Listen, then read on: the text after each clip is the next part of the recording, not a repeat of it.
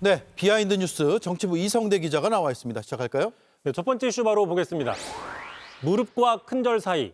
자, 대표적인 윤 어게인이죠. 국민의힘 윤상현 의원이 최근 들어 적극적으로 탈윤석열 행보를 보이고 있는데 특히 매일같이 장동혁 체제를 향해서 선거를 앞두고 변해야 된다라고 주장을 하고 있습니다. 자, 먼저 들어보겠습니다. 네. 우리가 확실하게 속지 않은 세리머니 등을 통해서 국민에게 뭔가를 보여주자. 그런 어떤 의식을 통한 다음에 빨리 선거체제로 돌입을 하자. 예. 속죄하자가 아니라 속죄 세리머니를 보여주자. 이거 어떻게 하는 건가요? 일단 당시는 구체적인 방법론을 제시하진 않았는데 오늘 한 언론 인터뷰에서는 힌트를 볼 수 있는데 이렇게 얘기를 했습니다. 장동혁 지도부 총사퇴는 대안이 아니다. 국민들로부터 용서를 받는 게 우선인데 그러려면 국회 로텐더홀에서 무릎을 꿇고 잘못을 고하고 비장한 결의를 보여줘야 된다라고 얘기를 했습니다.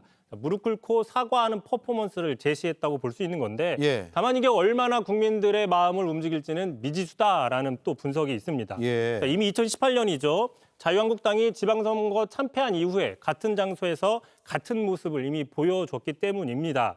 자, 무릎을 꿇는 건 추진력을 얻기 위함인지는 모르겠지만 정치권에선 식상한 퍼포먼스라는 평가가 많습니다. 예. 큰절도 많이 하잖아요. 그렇습니다. 큰절미터, 큰절과 바로미터를 합성한 표현도 많이 불리기도 하는데 보통 선거 판세가 불리한 쪽에서 선거를 앞두고 불쌍하게 도와달라, 읍수하는 전략을 가리키기도 합니다. 근데 이게 보통 선거 막판에 나타나는데 국민의힘 안팎에서는 지방선거를 90일 앞둔 지금부터 나타나고 있다, 이런 분석도 있고요. 예. 자, 근래 들어 효과가 미미하다, 식상하다라는 분석이 있지만 또 10여 년 전에는 또 다른 모습이었습니다. 다시 보시면요. 지난 2014년이었죠.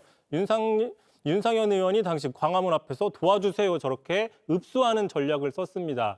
지금 잠깐 되돌아보시면 당시에 그 세월호 참사 직후에 지방선거가 치러졌지만 새누리당이 의외로 선방을 한 적이 있습니다. 예. 자, 따라서 윤상현 의원이 당시 경험을 토대로 속죄 세레머니를 기획하는 게 아니냐 이런 분석도 있습니다. 예.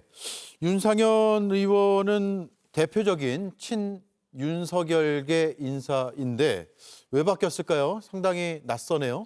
그렇습니다. 근래 들어 별다른 계기 없이 180도 급변해서 눈길을 끈다 이런 분석이 있는 건데 실제로 윤 전 대통령에게 결자 해지를 요구하는 편지를 썼다는 사실을 직접 공개하기도 했었죠. 예. 다만 이런 변화가 진정한 사과와 반성인지 또는 진정한 입장 변화인지는 더 지켜봐야 된다는 분석도 있는데 다름 아닌 계엄 직후였죠. 했던 발언 때문입니다. 자, 그 발언 다시 들어보겠습니다. 나도 박 대통령 타는 거 앞장서 반대해서 나 욕 많이 먹었어. 그런데 1년 후에는 야 윤상이 의리 있어 좋아. 그다음에 무속가도 다 찍어주더라. 내일 모레 1년 후에 국민은 또 달라져. 게다가 불과 1년 전이었죠. 보시면은 윤석열, 윤상현, 쌍윤이라고 지칭하면서 앞장서서 윤 전 대통령 옹호를 했었고요.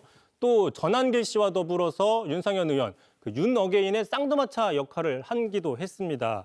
자, 국민들이 1년 지나면 잊혀진다라는 윤상현 의원의 주장과는 달리 국민들 1년이 지나도 이런 모습들 잊지 않고 있다라는 분석도 나오고 있습니다. 예. JTBC 뉴스룸을 시청해 주셔서 고맙습니다. 저희는 저녁 6시 30분 뉴스룸에서 뵙겠습니다.